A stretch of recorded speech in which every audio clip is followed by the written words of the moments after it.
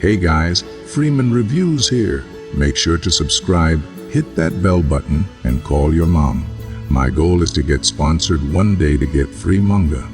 Before you criticize, would you really rather hear my real voice? Think about it. I'm a virgin. Anyways, this is a manga review of 100 ghost stories that will lead to my own death by Angie Matono. I picked this one up, I don't know, the art just looked cool. Then I realized, man, it's $18.90 Canadian for this. Honestly, the price kind of sucks, but it was pretty good.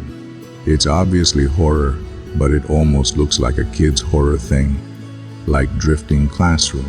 I think it's the color art that reminds me of Keijo Umizu. Essentially, each chapter is a story told by this kid who's going to tell you a ghost story. They're all different. They're all about hauntings. One story has a guy with snails in his brain. Another is about someone being followed by a police officer, and then things get weird. Like, there's a guy with a friend made out of clay. The story I like the most is about a girl protecting her friend from a mass murderer. Let me explain without too many spoilers.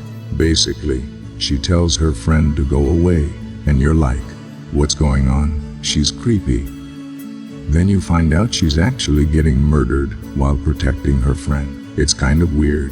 This would be a cool creative writing exercise to write 100 stories. I'm assuming if this was 10 chapters with one story per chapter, there are going to be 10 volumes between each story, and before each volume, the kid talks. And every time he talks, it gets creepier. He's like, I've got a story to tell you.